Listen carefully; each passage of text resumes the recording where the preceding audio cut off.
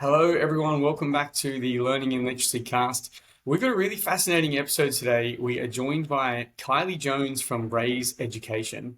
Now, if you're a city slicker like me, this is going to be very interesting because we're going to be learning about how education is done out in the Outback. Kylie works in settings from cattle stations and all around remote schools and outback parts of Australia. So she's going to give us all the info on that. And if you are from those areas, you might learn something too, because you're going to find out about the different options that you have for education and how things can be done better. So, Kylie, thank you very much for joining us today. Hey, thanks so much for having me, Lachlan. It's great to be here. Now, there's kind of two angles I want to take to this. I really want to talk about Raise Education and what you guys do because it's fascinating. But obviously, the context of that is going to be good for us to talk about rural and remote education in general, which, when we first spoke, I mentioned this is interesting to me because in my first job out of uni as a speech pathologist, I worked in remote settings in central West Queensland, servicing schools out there. And I got to see a bit firsthand about how difficult it is to get services to those kids and some sense of the challenges they can have. But obviously you've got a better sense of that. And you've been in more places, than I have in servicing those communities. So let's start with Raise Education. Can you give us a quick little summary of what you guys do, when you started, where you operate, that kind of thing? Yeah, so I started Raise Education in 2020. So we've been going for nearly 5 years now, which is pretty exciting. And essentially, I started this, my background's in teaching, and I'd taken a belated gap year after teaching for a few years and moved out to a remote cattle station where for these kids, the most part are doing distance education, and that's delivered generally through School of the Air. But as part of that, you have to have someone supervising the students in a remote classroom. So whether that's a mum giving up her opportunity to work in a full-time position, or often there'll be what's called governesses, which is often thought a bit old-fashioned. But yeah, young girls straight out of year 12 often that go out to supervise these. And these are people that don't have any experience in education generally. So I did that for 2 years and sort of saw there was such a need in these areas that there's just nowhere to turn. If your child's struggling, or even if they're doing really well, other than your lane with school, there's not really many places to turn. And it got me thinking about what could I add to the system. And I think, in the education system, I became quite frustrated. I think it's become a lot of box ticking and red tape and really takes away from the important things in education. So yeah, I sort of pulled up stumps in mainstream education and started Raise. Mm-hmm. And it sounds like you're doing it in a way that is consistent with a lot of rural and remote services that I've heard of, which is like a very labor intensive way where a lot of it is like in person going to these sites to teach people and support people. I'm assuming there's an online element as well. But what does that look like for someone in your organization to be, driving around? Tell us about the places you go, the kilometers you cover, that sort of thing. Yeah, it's certainly a lot of time on the road. And I think, we've got to the point where we do deliver the vast majority of our work online now, but I still think it's so important building those face-to-face connections, especially for these families where you might not be seeing other people for weeks, if not months at a time. And that means, no interaction with other kids, other mums, anything like that. So we do really work hard to connect. And, last year, I think it was, I did about 40,000 Ks around the territory to some pretty remote locations, Wow. which includes sort of one spot you've got to go through. I think it's about 3 river crossings that have crocodiles in there. And I always have my fingers crossed that the car's not going to bog Yeah. or something happens. But yeah, so quite a lot of time on the road to some amazing places, Yeah. and yeah, a little bit of online stuff as well now. Well, that's a good teaser if someone says, what are some of the barriers for remote education? And you say, I had to cross 3 crocodile-infested rivers to get to where I'm going. That's a good example of Outback Australia. Yeah, Um, yeah. absolutely. What sort of population are we talking about? I mean, you're covering an enormous physical distance, Yeah. but how many kids either do you guys service or in general are in these sort of like remote settings across Australia? Is there many stats on that?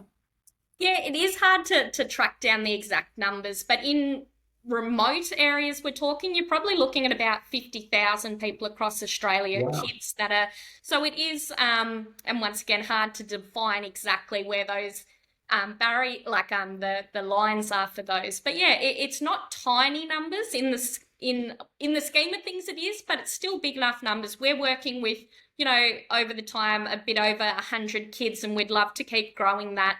But like so many small organisations, funding is that tricky sticking point for us.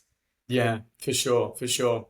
Are there things that people kind of misunderstand or common misconceptions about education out there in those settings? Yeah, I think it's just, taken for granted so much that in Australia education's just, something basically free that people just turn up to. But for these families, you're looking at, as I mentioned, a mum giving up her full-time job or having an employer governess. So you're looking at around at least $50,000 a year. And that's just for a standard education. And then on top of that, families will travel in once a term for what's called an in-school week, where they get to come together. And you think about the costs of the travel, the accommodation, all of that. So it's absolutely massive, the figures to just educate your child. And that's without even putting in any, support if your child's struggling. So this Department of Education doesn't pay for the governess. The families have to privately pay for that. Yeah, you're right. They're small, and this is a bit. The Isolated Children's and Parents Association does some incredible work throughout Australia about lobbying for these families, and they're given some subsidies, but it's nowhere near what is needed to cover a wage. So families are generally significantly out of pocket to live in these areas, and it's not as simple as saying as, oh well, you choose to live out there. These are industries, agriculture, mining, all of those things that are sort of the backbone of Australia. So Mm. yeah, it really is a challenging time for these families. For sure, and yeah, you're right. I mean, some of the people that I know out in remote towns, their families are like third, fourth generation owners of those properties. They don't want to just pull up stumps and go and do a different business, a different lifestyle just because their kid is school age. I mean, I'm sure it's challenging, but you can understand why they would want to stay there and do what they've been doing in their family for, 100, 200 years. I find that fascinating, though, that with all the rural and remote subsidies and that sort of thing that people can get, that families still have to pay out of pocket for something like a governess. Do you know if that sort of factors in then? I can imagine a lot of families would be like, okay, well, it's 50 grand for a governess and it's X thousands of dollars a year to send my kid to a boarding school. Does that sort of play in for some families? Are they sort of like, oh, I'd rather just unfortunately send my kid off because it's cheaper or something? Yeah, generally happens with these families is when they leave primary school, the vast majority will go off to boarding school. And I think that ties into some of our work that for me, like how difficult that must be to not only leave your family, your home, and be, hundreds of kilometers away, but if you've struggled through school to all of a sudden step into something like that and be so far behind your peers, and probably even Mm. have seen not necessarily kids that know they've been struggling, but haven't been because they're in a very small environment. All of a sudden, they're not where they thought they were. So, I think a large part of our work is to try and get them up to that level so they don't have such a shock when they head off to boarding school. For sure, for sure. So does that mean that a big part of the focus for Ray's education is on kids with additional learning needs, or is it equal parts, a standard educational experience as well? What's the split? Yeah, so the majority is probably in that intervention space. And I think as we've progressed over time, that was the direction I initially went in. But we found that not only the focus for the child, but we've actually ended up doing quite a lot of supporting for the governess or the mum, because, as I said, they're generally people that are not experienced in education. So sometimes we might be working with a family where the child's, doing well, there's no real concerns, but it's giving that support. And I think just sometimes taking away that worry for mums and parents and families in general, because they just not seeing other kids and they just don't know, is my child where it should be. And so it's become that kind of dual role of for the child, for the governess, for the family. And then we have started to do a bit of work in that I guess extension space too, just to, I think you see so often with kids, if they're not getting what they need at their personal level, they really lose that love of learning. And we just want to make sure Mm, kids are reaching that full potential. for sure. That's very interesting, and I want to come back to that soon because I want to really dive into that like learning difficulty space and the options there. But I'm also just while we're on the topic of the, impacts of those fees and the options with boarding school and that sort of thing.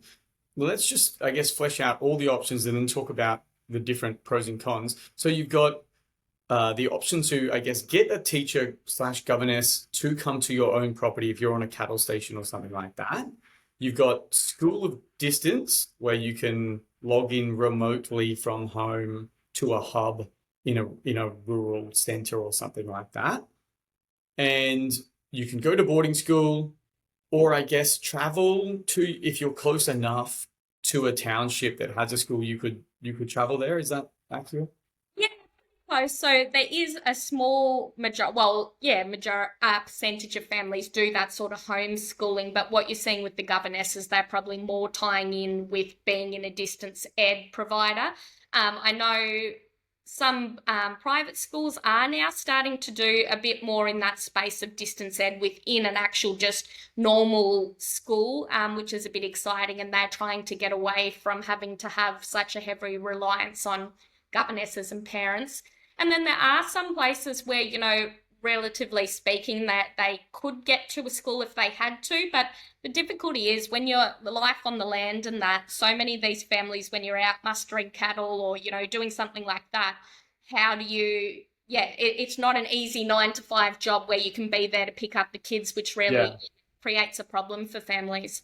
for sure. Especially if it's 90 minutes each way to the nearest town and Yeah. you can't spend 6 hours a day driving to drop the kids off and pick them up. Yeah.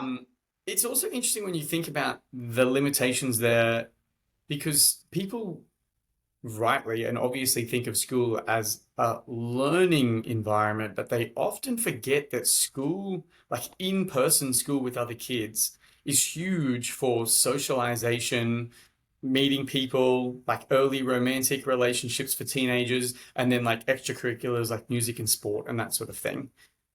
Do these students just completely miss out on that, or do they have some other way that they can get a taste of those kinds of things? Yeah, I think families make a real effort to be at those in-school weeks, so they do have, a week every term. But then things like community events, particularly when I was in the territory, things like camp drafting, which is like a horse and cattle event, is really big. So families do try and get to those social occasions for their kids, and it probably is quite a big driving force with that transition into boarding school in the secondary years because families do want to give them those opportunities of sport, music, all of those things that, they really don't have the opportunity when they're doing Hmm. distance education.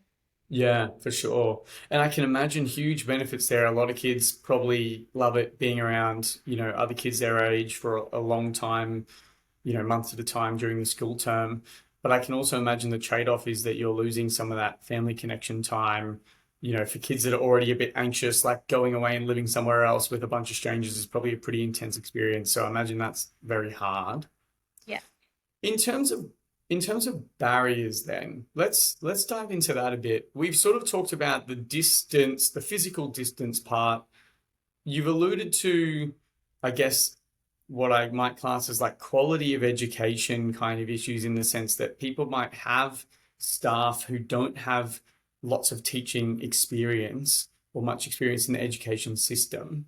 Um, are there other problems there with that besides just getting, maybe a governess that doesn't have heaps of experience as a teacher or something like that? Are these kids getting the same curriculum experience? Are they getting the same opportunities for assessment and that sort of thing? What does that look like? Yeah, so essentially, distance education, they're still a functioning school following, whatever state's curriculum or Australian curriculum they're using.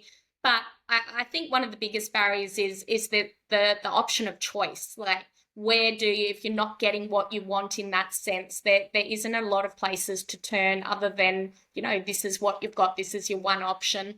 Um, in terms I see often with that assessment, there's always, as you'd know, limitations doing online stuff and how much you don't pick up. And that's why it's been probably so important for me to be on the road and spend some time in the schoolrooms, because you do, it's just little things that you can pick up when you're actually there face to face. That's always going to be a barrier. So I think, as far as online stuff has come along, I think there's always going to be a bit of a loss when you're having to do everything via distance. Yeah, for sure. What about real nitty-gritty logistics things like getting stationary and getting a reliable internet connection and that sort of thing? What sort of difficulties are there? Well, I know families would be saying regularly about the internet is such a barrier, and it has been for a number of years that yes, it's up and running and doing a lot better these days, but still I know the amount of times when a storm's come over or something like that and you're like, oh, sorry, internet's going to be out today, or, really Mm, glitchy stuff, which makes it really challenging. And it must be so frustrating for kids when they're sitting there trying to follow along with the teacher and getting every third word. I think as well, all the stationery and that often comes down to families just having to equip their own schoolroom, and have whatever resources they're sort of expected to have them there. I know our early learning program we deliver in the 2 to 5 space, we send out learning kits for each term, and that's a big logistical planning thing, because for a lot of these places, they're still getting mail planes, so they're coming into dirt airstrips generally, and that might be once a week. And say that there's been a bit of rain or there's too much mail on the plane, it can mean that your mail's not coming in that week, and that yeah, can be 1 week, 2 weeks, 3 weeks. So really having to get things out early so that families have it, because yeah, as we know, mail can be slow at the best of times, and when you're talking about these really remote locations, it's a once a week thing if you're lucky. So yeah. that can really throw a spanner in the works. And I think a real strength of remote families is that flexibility and being able to adapt and find another way to do something. For sure. What kind of things are in those kits? What are you sending out to those families in the early education kits? Yeah, so every week we sort of base that on a particular picture book, and that's kind of our focus around it. And we have an online play group with that. And what we've found has been so effective having that physical book for these young kids, Mm, because being able to, when you're between the ages of 2 to 5, to engage in watching a screen, you don't see a lot, but they really seem to follow along when they've got their own book there and they can look at their own bits and pieces. And then every week we try to keep it pretty simple, because obviously cost of postage and all of that, but we'll often have a little resource or a little toy that goes along with whatever those mhm. activities we've put in for the week. But we think really carefully about what we send out, because you've got to remember, for a lot of these places, we're talking 2, 3, 4, 5 hours away from any sort of shop. So if we ask them to do something, it's not as simple as, oh yeah, just grab this type of pasta out or something, because if it's not in your cupboard, you're not going to be driving, hours to go get it. So Yeah, we are very mindful of what we send out and what we ask of families, yeah. having, lived an experience that it's not as simple as being in a town. Is that a common problem that you're aware of then when families do link in? And again, I want to come back to this in talking about support options that are available, but obviously families can link into city-based clinics, like ours and Bush Kids and stuff Yep. like that, where they can get extra support, but ultimately you have people that are in the city and if they've always lived in the city, they don't even understand those things. Does that happen where you can have, issues where the clinician or the teacher in the school of distance setting is sort of like, okay, today's lesson plan is X, yeah, get your pasta out. And they're like, we just don't have that. Does Yeah. that sort of thing actually happen a lot with people not understanding what it's like? Yeah, it actually does happen quite regularly, which, is crazy. But things like, even like, so many, early learning activities revolve around food, and you might be, playing with food and that. And in these locations, because you might do a monthly shop or something like that. So Mm, food isn't that easy to, be wasting on things. And I know families have sort of raised concerns in the past about the school wanted us to use X, Y, and Z. And if we go and use that, even as simple as like fresh fruit and that, when you're living out in the middle of nowhere, you're not having fresh fruit for that huge a time. So Yeah. everything's a bit precious. So yeah, Yeah. it certainly can be challenging. And I think it's just, and often I forget after a number of years out there that it just becomes common practice, but that many people just have never experienced what it is to be in these places. So they don't even think about these barriers. For sure. And it's interesting as well because even those lifestyle differences, they seem relatively small, but they do actually influence, obviously, students' academic experience, but even things that are small, like reading comprehension tasks, for example. A lot of those resources are nationwide, like the PM reader system and that sort of thing, which is used in schools all across the country. But when they standardize the answers or the questions for those kinds of things, again, the person that writes it is not thinking about the different ways and cultural differences of people around the country. So they don't realize that the answers can be different. And I actually, do remember something I related to shopping that I had with a student when I was working in Longreach. And we were actually talking about grocery shopping. And because I, of course, had just got out there from living in Brisbane my entire life. So I was very city mindset. And we were talking about problem solving in this book situation. And in my mind, I was like, why doesn't this student think of this answer about just, popping to the shop again in a couple of days? And of course, I quickly learned after being out there for a couple of weeks that a lot of families, yeah, they do their monthly shop. They go in, they get an entire trolley full of bread and frozen meat and then take it back and put it in the freezer. And something as simple as that, on the surface, I was initially like, this kid's having a bit of trouble with, problem solving, but they're not actually. They're just like, in this world, that's not a thing. You can't go to Woolies 3 times a week Yeah. because it's 90 minutes from home. Well, So even so many books and that revolve around, school and school problems and things. And even that is a foreign concept for them. They're not going out in the playground, every day or having necessarily like those social problems and that you see that are often discussed in books as a learning tool. So the amount of times in my lessons that we do have to stop and break down like, oh, well, here they're talking about this is what kids in the city will do or things like that. So it is really little things that you just don't consider until you sort of get into it. for sure. And even, for the kids out there that are actually attending a physical school can still be very different. I mean, a student that I was working with in remote New South Wales, he was having a lot of trouble making friends. And we were sort of just talking through, can you just go and start, trying to talk to some other people? And he was like, there's 14 kids at my school and I'm one of them. And that's a, one grade 1 to 7. So I was like, okay, your options are actually extremely limited as to who you can talk to and be friends with, which is completely different. If you attend a mainstream school in, Brisbane, you might have 1,000 kids in a grade 1 to 7 school, let alone if you're in a P to 12 school. So yeah, those are some things that I think people probably don't even think about. It wouldn't even occur to them how different it can be. And even the social things I've seen quite a lot. And because these kids generally, when they come together, they're so excited to see other kids and play in that. And I've seen, from preps down up to like year sixes all happily playing together. And I see quite a lot of difficulty in that social space of, when you do get into boarding school or into a mainstream setting, they're not experienced with, some of those school ground politics and things like that happen and such a difficult time going like, well, why are they, just basic things that happen sadly in a lot of schools that can take a lot of adjusting. And like I said, throwing that on top of going to boarding school and being in a new place. So it really is a lot to take on for these kids.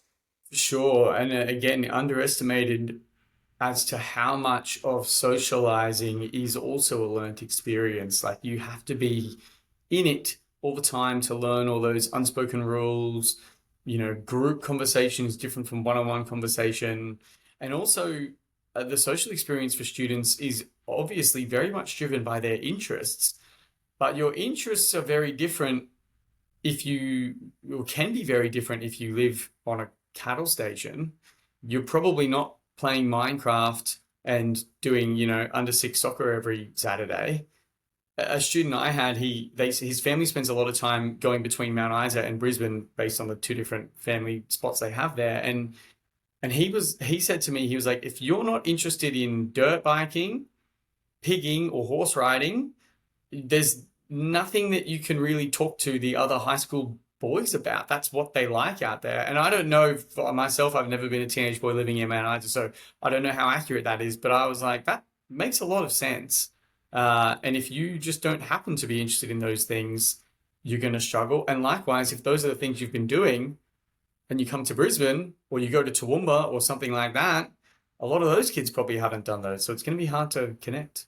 Yeah, which we see again in particularly in writing so often, and teachers are asking people like write about something a bit different than, pigging or something. But for these kids, they're not really exposed to a lot outside of that. So, Mm. we sort of expect so much of them and put our own context when we've grown up, if it is in a bigger area, and it really is a different world out there. Yeah, for sure. So talk to me more then about how do you guys help these families specifically? I mean, you've talked about your in-person visits. You've talked about those excellent learning packages that you're sending for the early years students. Maybe let's start with the general framework of what you're trying to achieve, what the objectives are, and then we'll talk about how you go about practically implementing them. Yeah, Uh, so my goal is sort of I'd love to work with kids till about their end of year two to build those foundational skills in literacy and numeracy to be able to thrive from there. And how we're delivering that at the moment is we'll do a weekly one-on-one lesson. So generally half an hour online where our educators are always sort of assessing where that child is. And so we're meeting their point of need. And from there, we develop an individualized weekly program that's mhm, sent out to the families. We've developed an online platform, and what we've found so effective is a lot of little instructional videos as opposed to lots of written instructions. And we've tried to do that where they're delivering that activity with the child, because I think you gain so much from saying, oh, well, that's the response I'd expect to see from the kid or whatnot. So, and then those families, whether it's the governess or the mum, will send us feedback at the end of the week. And we try and keep this really simple, whether it's a tick box or just a couple of sentences, so mhm. that we can see, how have they gone with those activities. And then we repeat that cycle again with the next online lesson to make sure it's always meeting their individual point of need. Okay. Is it hard? I know when I do video conference sessions, regardless of how far away the person is, sometimes it can be hard to get some of that more subtle information about exactly how they did the task or what's happening sort of out of camera that sometimes is relevant. Is it hard to get those other little bits of information? Do you find that sometimes there seems to be something missing, or is there ways you guys have around that you can get everything you need on a week-to-week basis?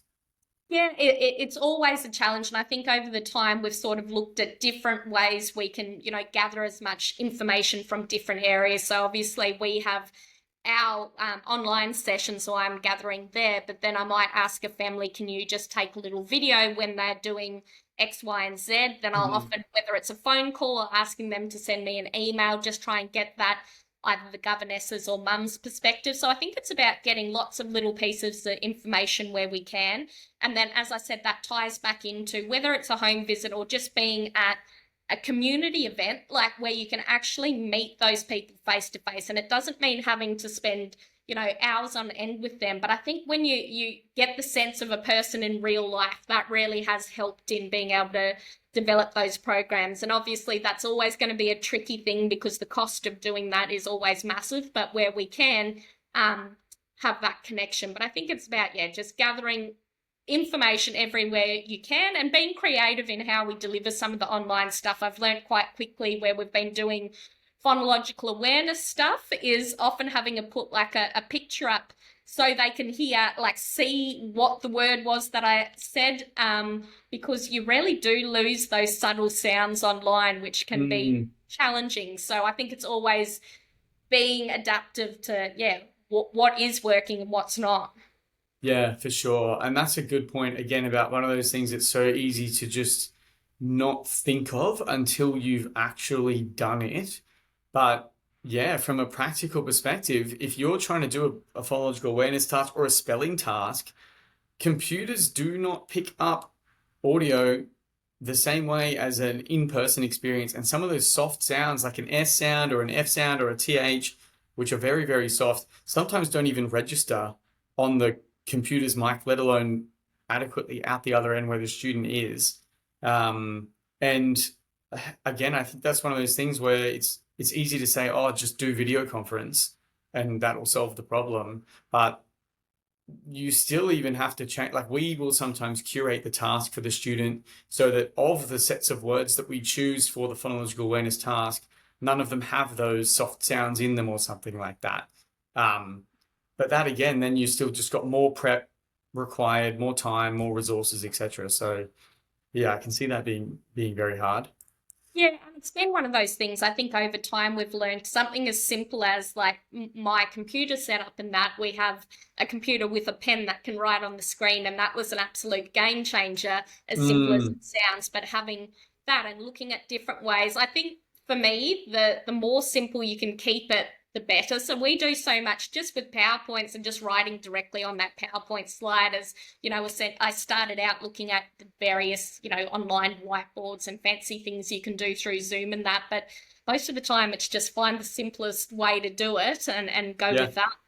Yeah, for sure. We're the same. We've experimented with some of those things, but 99% of the time I'm just using a Word document and I just draw in it or write in it and just share that on the screen. And it works as good. It feels like a classroom whiteboard, but it's shareable. Um, Now, let's say the student is tracking along and some of them obviously going okay, but some of them are struggling and they need extra support. To some extent, obviously, you guys can do that, but like in any school, there's students who need more support beyond what the teachers or the school can provide. How do those students go about getting those kinds of services? Yeah, and this is a real problem families have. There's just, as you'd know, the waiting lists are huge. And then when they can get in somewhere, it often means a very big financial commitment to get there to do the tests on top of the actual costs to, have that assessment done. And the problem I see, and this is where I've had a number of conversations with families who are sort of humming and ahhing whether they commit to have the assessment, there's not really much follow up happens from there. That's the problem we're seeing. It's all good to have a diagnosis or have a piece of assessment. But to a certain extent, I think it can create more problems when there's nothing going to happen differently from there. And then you all of a sudden have this information that something's wrong, but nobody's there to help you. So Yeah, I think, families do try to tap into different online services. And this is what we're trying to build, I guess, a bit of a place where we can be that middleman because unfortunately, not all online services are great, and they generally do come with a significant price tag. And families will go and commit that time and money to it to find that they're not really getting much out of it. So we're trying to look at how we can be that connecting service because it yeah, can be intimidating for families to talk to allied health professionals and things like that. So I think sometimes having the relationship with the family and also being more in that education space sometimes helps families feel a bit more comfortable. So we want to make sure when we're recommending support that it is something that's worthwhile. And, that's been the biggest driver of everything we do at Raise Education is if we can't explain why we're doing it or why it works or why that person's, the right place to turn, well, then we don't want to be doing it. We never want to be a box ticking sort of exercise. So for sure. And I can imagine that it's not only, intimidating, but also just hard to know even which service you could contact and what they do. I mean, if you live in a really, really, really remote area and there's only services for what you need, say for example, in major cities, even just Googling that is going to bring up a lot of options, but it's so hard if it's a city that you've never been to or you don't know to have a sense of what might be good or where to look in that city for those things, let alone if they even come up. I mean, a lot of services obviously advertise on Google and Facebook, etc. But what people probably also don't know is that businesses have to select where their ads appear. And they don't, if you're in Brisbane, you don't pay to have your ad come up all over Australia, you just have it in like 20 kilometers of your office. So they're probably not even seeing a lot of the options online because they just don't even come up in their search. Yeah, definitely. And I think as well as that is, as you touched on, they just don't know what they should be getting. Often if you're at a mainstream school, a teacher might flag and say, maybe you need to see a speech or an OT. I think for a lot of families, they're like, oh, something just doesn't feel right, but they don't know what it is. And, then on top of that, not being able to find a service or Yeah, any of that, it's just really hard. And when they've already got a full workload, and I guess, it inspires me, some of these mums in particular who are running a schoolroom, looking after the kids, are generally the person, if it's a station with, a cohort of staff there as well, they become the social fix all the problems. They're often in charge of making sure all the food and orders are done. A lot of thankless tasks that, nobody really thinks about. yeah, And it's just such a huge burden on their shoulders to then be like, oh, well, how am I going to, like, who do I need to find in that? And it just becomes, it really worries me for some of these families, how much is on their shoulders. And that what I hear so often is this sense of guilt that they're not doing the right thing by their kids or they're failing the kids. And for me, I'm like, if they were in a mainstream school, that feeling isn't on your shoulders so much. You're sending your kids off every day and you hope that things are going well, but they're really there in the thick of things. And I yeah, think, yeah, it's just such a burden on them, and it's just one more thing that they have to try and find or whatnot. So I think the yeah. more we can create and work together as services where, it shouldn't be this thing where we're all working separately. The more we can tie in and support each other and make the most of those things will help and benefit families. Yeah, absolutely. Well, look, something I would say to those families if they're feeling like they're in that position, I mean, one is that they're probably going to much greater lengths than a lot of city families are just by necessity. They're already putting in a lot of work. But also, I think it's probably easy to if you feel very isolated. I mean, if you physically are isolated, it would be easy to feel like everyone in the city is getting a different experience, but something that we see, obviously working with families, but also just monitoring, online community groups for parents and educational needs and that sort of thing. Parents in the cities are having a lot of the same issues. They don't know what services they need. They get told they need to see someone like a speechy, like us, for example, but they're like, my kid doesn't have a lisp or a stutter. Why do I need to see a speechy? But it's in that case, it is easier sometimes because, of course, they can just, call or pop in or the school explains it. But on the other hand, kids can have the same issues where, you know, teachers, I think teachers are very good at identifying the issue and advocating for things like testing and diagnosis. But parents will do that. And then, as you're saying, they get to this point where they're like, okay, my kid got diagnosed, but like, now what do we do? Or what difference does that actually make? And diagnosis can be great for getting additional support, raising awareness in school, getting things on the learning plan, etc. But to some extent, that's kind of irrelevant if you as the parent are the teacher, or you've got a governess at your house and there's three kids there. There's no more awareness that needs to be raised. You're as aware of it as you can be. So I can see why they feel like they're hitting a dead end there. But unfortunately, some of that stuff is the same in the city too. Again, that's part of what we're of course trying to do with this series is help people to realize what options are out there, and hopefully you take a bit of that burden off. Have especially in your case these remote families not feel like they're too far behind because they're probably actually doing a lot of good already. And if they talk to people like you guys and talk to even things like the local hospital, the nearest school, etc., they've got options and suggestions too. So hopefully that can help them. A question that I have is, you've mentioned all these things that you guys can do, but a big limitation is going to be manpower. You're talking about you, for example, in your part of the role, physically driving, 1 million kilometers a year to all of these, stations and properties.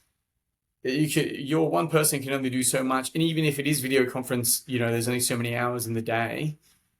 how do we get to, all 50,000 of these kids in remote settings? How do we get there for you guys as Raise Education or as a country as an educational institute? Yeah, I think, and it's something I spend a lot of time thinking about, and we would never want to lose that individuality of a program. I think that's what's so important. But what we've just sort of developed, and we're about to run some trials, and this will be rolling out in small schools in rural areas as well. But creating, particularly in that reading space, so often I'm sure you've seen that there's kids that there's not, they're more instructional casualties than having a proper problem. And we've developed a support program that follows that same model of half an hour where we're working with them and then that support back for the families. And we've also been tying in with support staff in schools who often kind of go by the wayside and there's not always time to upskill and support them. But keeping it to a 10-week block, giving the families, all the support staff, the skills so they can continue that focused practice and then we can reach more people. So I think it is about finding ways, particularly in rural and remote. We're never going to get to a place where there's going to be hundreds of people turning up and being able to go out to these places. So it's about being, how can we upskill the workforce we have out there and help them feel confident and capable in their roles. Mhm. In an ideal world, let's say, the government gave Raise Education infinite money grant. In an ideal world, what would you do with that and what would the system look like? I mean, obviously there's the reality that these families are still really remote, they're still really far apart, they've got their businesses to run, etc. Keeping all those things in mind though, what do you think the ideal system could look like? I think it would still very much rely on that online platform, but what would be so nice is whether it was maybe once a term that you were able to go and be able to check in face to face in an event. And I think we've thought a lot about how that could tie in with in-school week and things like that to be there. We've had a lot of discussions about looking at how could we get specialists like speechies, like OTs, like child psychologists for that sort of one-off event, but then having that online platform and that online support to then tie in with that. Because, at the end of the day, as you've got to be realistic, even if we had, billions of dollars there, then you probably run into the workforce problem of people aren't going to just, up and be all over the place all over the time. So I think it's a bit of an exciting place to be because it means we can tap into so many people that, particularly mums on maternity leave and that want to come back to the workforce in some capacity but don't want to be full time. And that's where we have roles for people like that. And then we might have the difference of, an on the ground crew who goes and connects with people tying in with that online stuff. So I think there's always ways and things to be creative, but we always want to make sure what we're delivering is individualized because there's already so many, great programs that you can pick up and buy. I think what is effective about what we do is it doesn't matter where that child is. They can be at the lowest of lows or really, really achieving at a high level, but we're going to find, because we're not limited by that curriculum as such, we're always, mindful where the curriculum is going, but we're not limited by being, we need to be here or whatnot. So I think that really, strengthens what we deliver. Yeah, for sure. And I imagine you guys have more flexibility as well in how you go about delivering it and exactly what you do because you don't have as many of those, systemic barriers where it might be like, well, our school teaches reading like this and you have to do it, but you might, as the individual teacher, realize, well, that's not really working for my class or these kids in my class, but I'm sort of stuck with that.